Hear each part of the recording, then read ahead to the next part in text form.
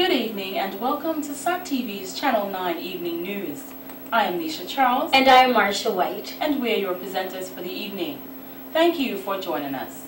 Among the major developments, police execute massive drug bust. Cayman Islands to raise tourism taxes and work permit fees.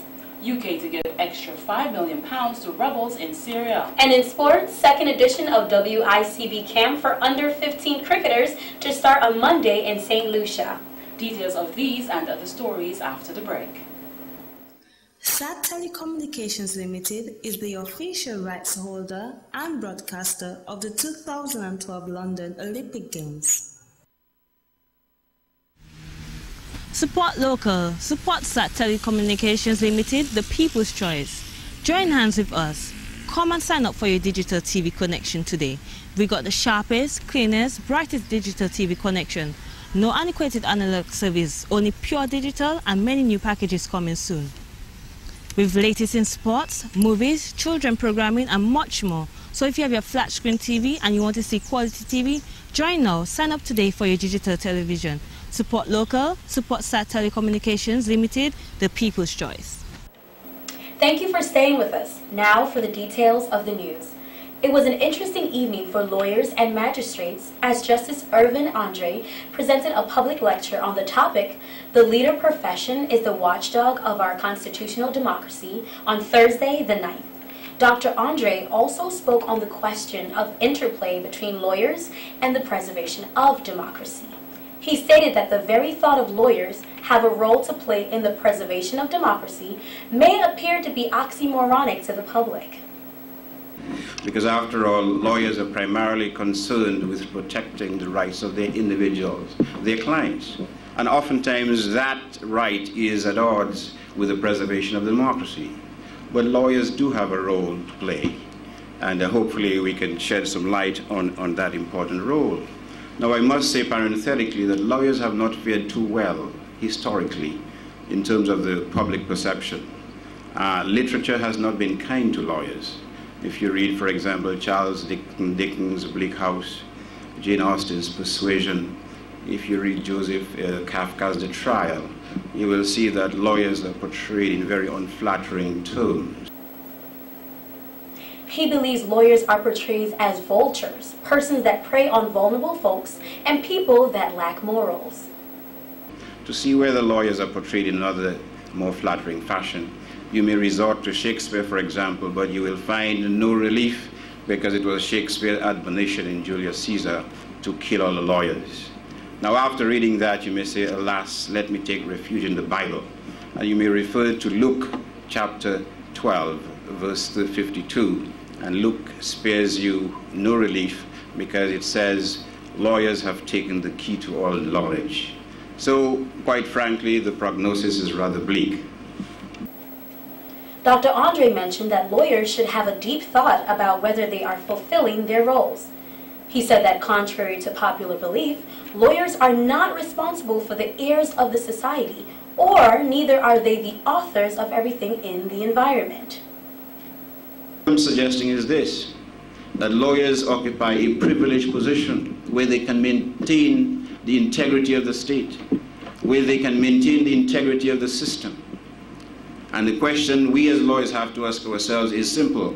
To what extent are we derelict in our duties and responsibilities when many things which occur in the state are passing us by and we stand as passers-by and we are sitting on the dock of the bay watching the tide as it rolls away?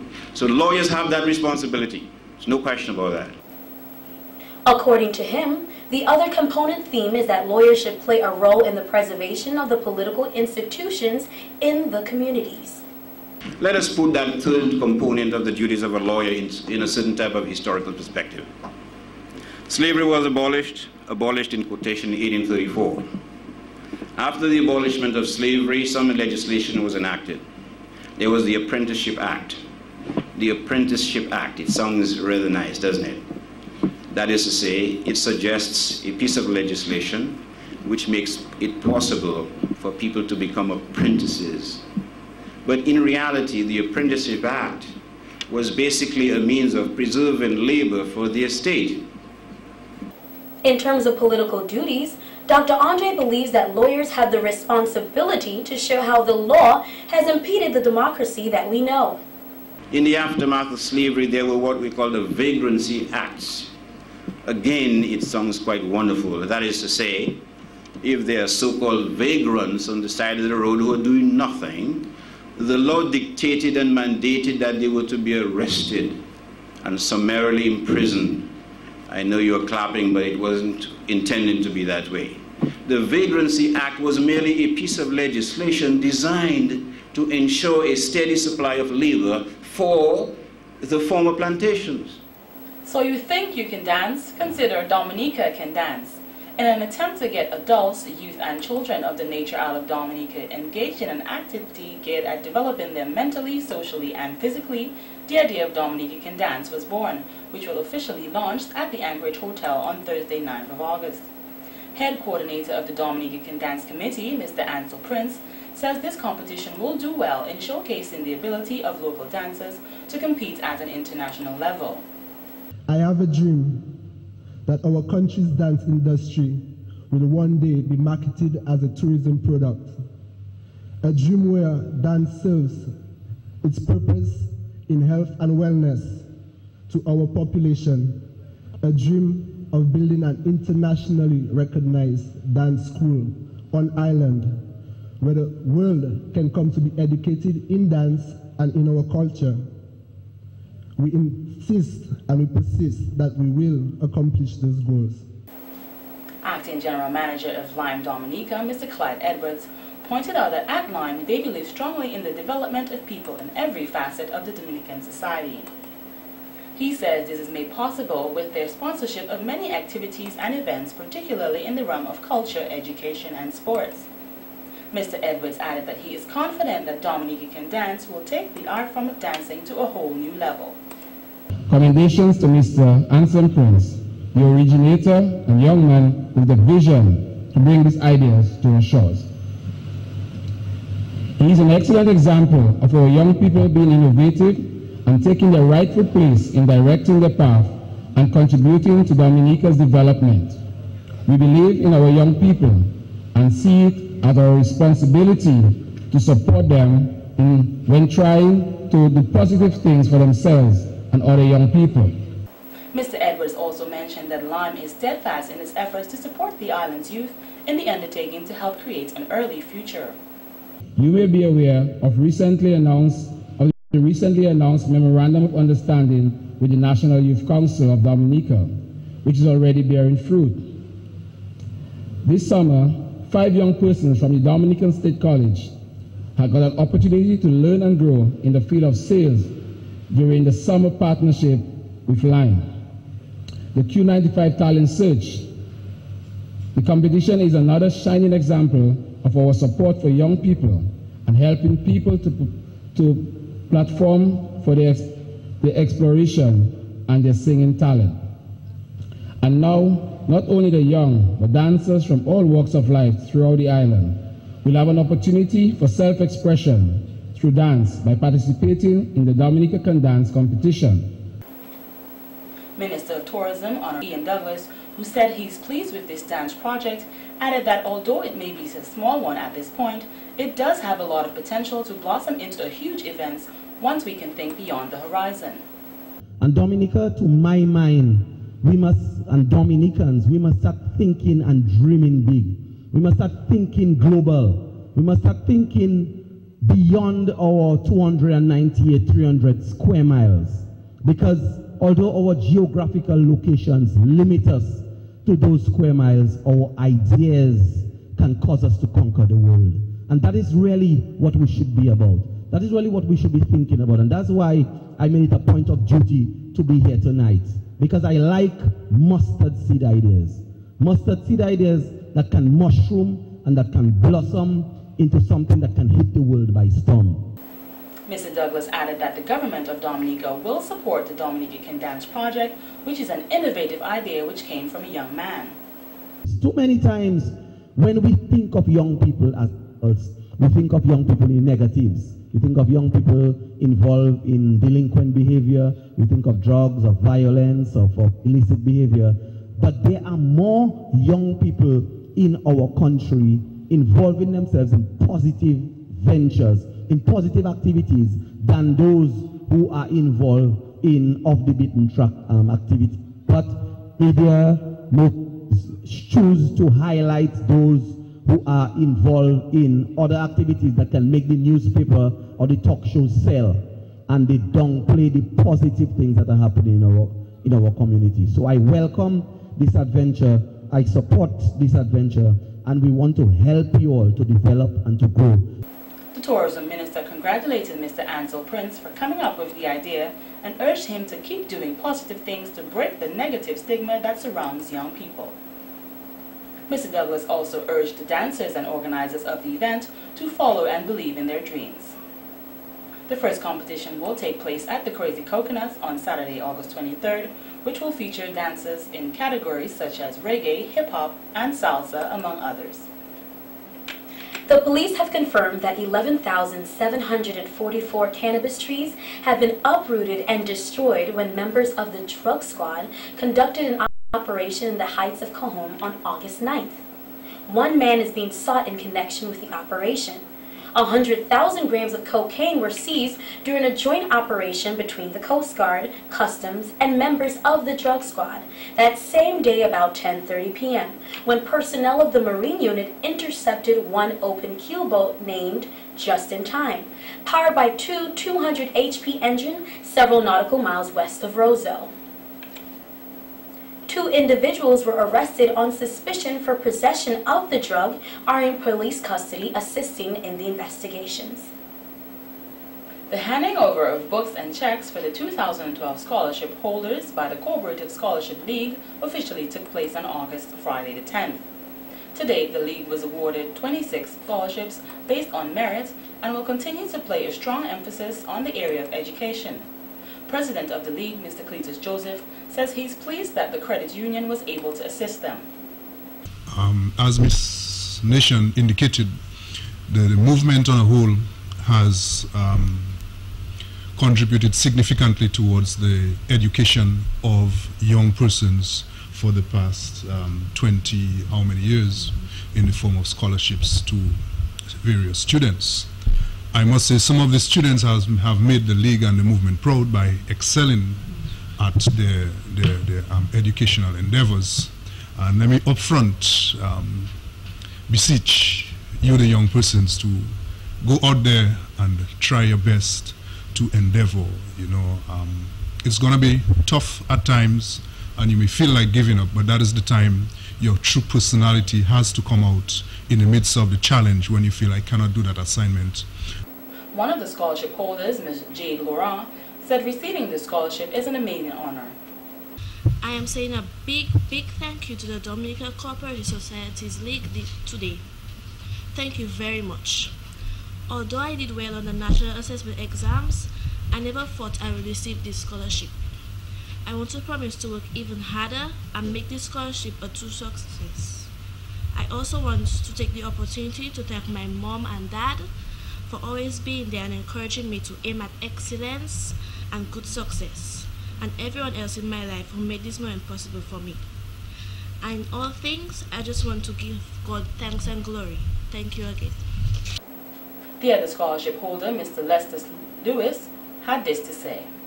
My name is Lester Lewis. On behalf of my parents, family, Bembe Primary School and the Bilkas Credit Union, I am very thankful to the Dominica Cooperative Society League for selecting me as a recipient of this scholarship. I promise to do my very best at high school, continue saving, encourage all Dominicans to save, borrow, and see your interest grow at NCCU to enable more young persons like me an opportunity to further our education. Manager of the League delivers a special message. Of course, we'd just like to send a little note to all the scholarship holders in that you expect to perform, you know, because there's a possibility that the scholarship could be withdrawn based on poor performance. So we want to encourage all the scholarship holders to perform at the highest, and I'm sure that you will. Some bright too. Natricia Henry is Dominica's top performer in the CXC May-June 2012 Caribbean Advanced Proficiency Exams, CAPE. Ms. Henry, a first-year business major in Lead Institute's CXC CAPE Associate Degree Program, secured 2 Grade 1s and 2 Grade 2s in the 4 CAPE units taken in the exam. She was awarded Grades 1 in Business Management and Accounting and Grades 2 in Business Management and Economics. An elated Henry attributed her success at this year's exams to hard work and an outstanding program at Lead Institute. In recognition of her scholastic achievement, Lead Institute presented Ms. Henry with a partial scholarship that will go towards her tuition on her second year of studies. Local CXC Registrar, Ms. Catherine Daniel, congratulated Lead Institute in its performance at the CAPE exams. Other noteworthy performances also came from Sharma Lazar, who secured passes in all 4 CAPE units taken. Currently, Lead Institute offers associate degrees in business, humanities, computer science, and general studies, and registration is now open for the 2012-2013 academic year.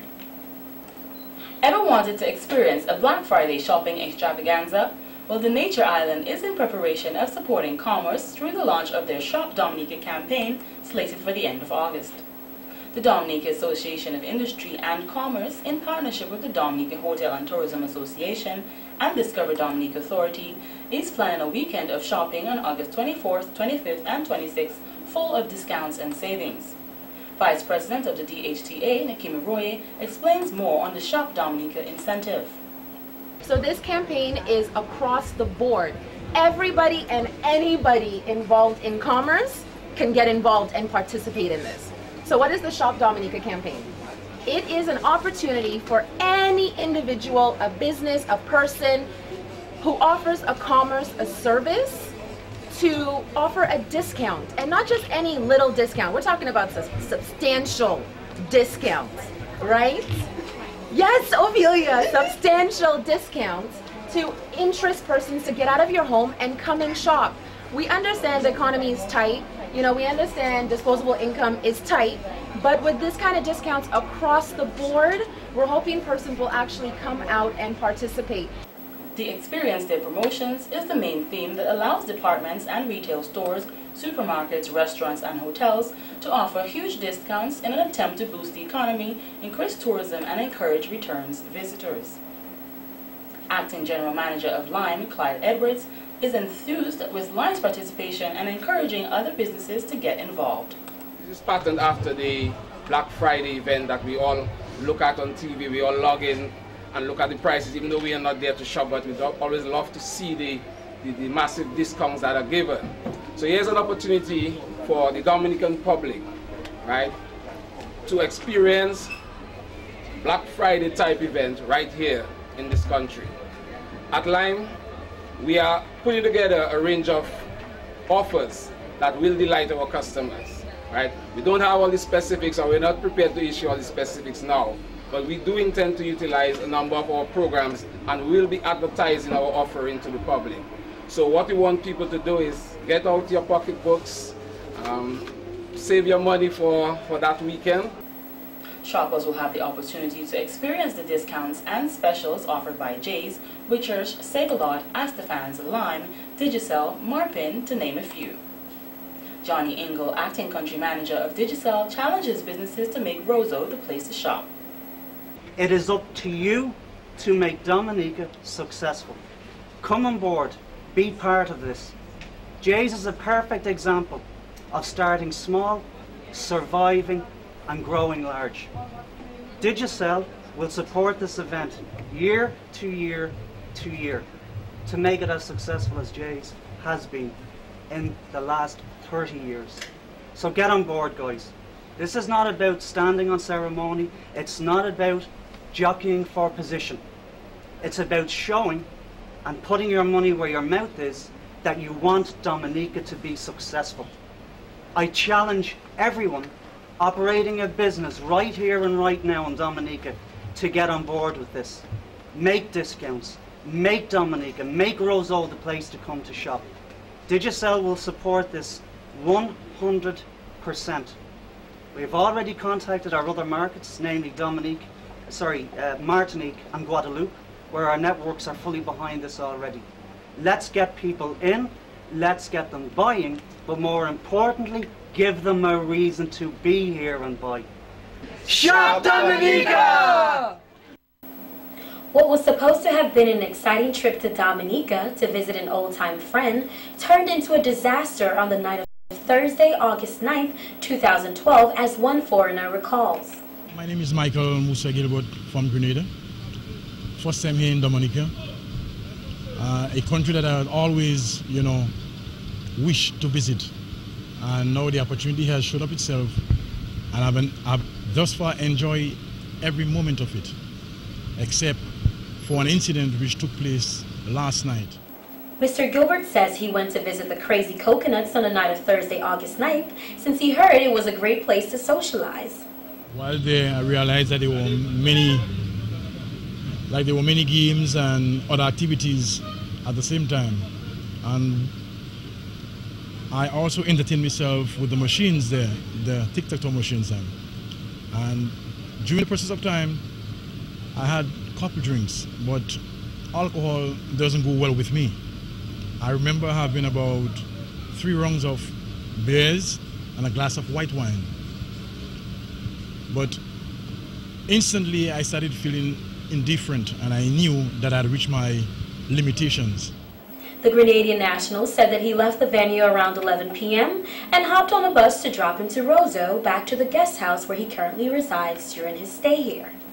It so happened that on the way I slept. I fell asleep on the bus and forgot my pouch when I was dropped off in front JR's bar. So my pouch with 275 US, 300 EC, license, travel documents were left on that bus. I couldn't have taken the number because I tried following up the bus by running after, but I am sure that the driver, he wasn't, or not wasn't, but he isn't conscious of that. And I will lay no blame on him for what has happened. Gilbert said although he did not register the license plate of the bus, he does remember that it was a new Nissan bus, grayish in color, but had nothing written on the white screen he could have possibly remembered. He pointed out that whoever finds the pouch can keep the cash, but he needs the documents, so is urging the person who finds it to return the documents to the Roseau Police Station, DBS radio station, or Q95 FM radio. It's just unfortunate because in this life, we got to cater for the unexpected at times too, because we all go through moments of disappointments. And when they do appear, it's being able to deal with the situation. But I'm asking now for the assistance of the public to help me deal with the situation, because it has to be dealt with. And in court tonight, 21-year-old Tyler Hazel of Stock Farm pleaded guilty to possession of cannabis. The incident took place on the 8th of August in Tarish Pit, where members of the drug squad were on foot patrol and spotted the defendant sitting on a chair with what looked to be a marijuana cigarette. The defendant was approached and asked to hand over the cigarette, which he did, and the police cautioned him and said that marijuana is illegal and he should not have had it in his possession. Mr. Hazel then said, "Officer, it's not smoke I was smoking. From 2 boys I take it. Please give me a break." In his defense, Tyler said that his child's mother asked him to come to her house, and whilst there he noticed that his daughter had a huge bruise on her face. He asked the mother about it, and she could not give him a satisfying answer. This made him very angry, and he decided to take a joint that he had to do in the back and smoke it. Mr. Hazel was fined $350 to be paid by the 31st of December 2012 or spend 1 month in prison. SAT-TV took to the streets to find out the public's opinion on how they find the performance of the Caribbean athletes at the London 2012 Olympics. Man, the fact that our flag was up there is just an accomplishment to me. I know we're going to do better. We're growing as a nation and people recognize that. And even our people who live in London were really proud and happy that we were there. I think they did well, given the problems some of the islands have in training the athletes. I think our Caribbean folks did excellent. Usain Bolt is exemplary in the part that he played. and I think our young people should emulate him. I think it is an awesome thing that our Caribbean athletes have been able to make do the performances that they are putting out there on the global front, and I am proud. I mean, we did not have a Dominican yet that can reach the gold medal, but we have to give it up for the Jamaicans and the Grenadians and all of the others that are playing their part. Just being out there is a wonderful thing, and it at least gives us, it saves us a big bill, a promotional bill. I think the Caribbean athletes especially both and give us a sense of pride as Caribbean people, and I think they're inspiring to the next generation of athletes, our young people who are in school and training and aspiring to be world-renowned as well. I mean, it's all good, but next time we'll do it a much better deal. But it was good. I find it was good. They do a good job. We're a developing country, and priorities have to be made, and so I think we will get there. I think we have to give more to sports and culture. I'm an artist myself, and I think we need to invest more in future artists and train our athletes as well. And so we need to focus more on that. But we're a developing country, and we have and there are challenges, especially in these economic times. Those responsible for culture and sports would have to take the lead in putting things in place, the mechanism in place to help, especially our Dominican folks, to train them, get them trained better. Our young lady from Biosh, she has our sympathies, but and as well our compliments for her courage. She tried her best, but again, as she understood, she said that she was kind of disillusioned because the coach, the person who was an original coach, was not the one with her. This is Larry Larrock reporting for SAT TV. Do have yourself a great weekend. This has been the local segment of the news. Coming up next, regional highlights.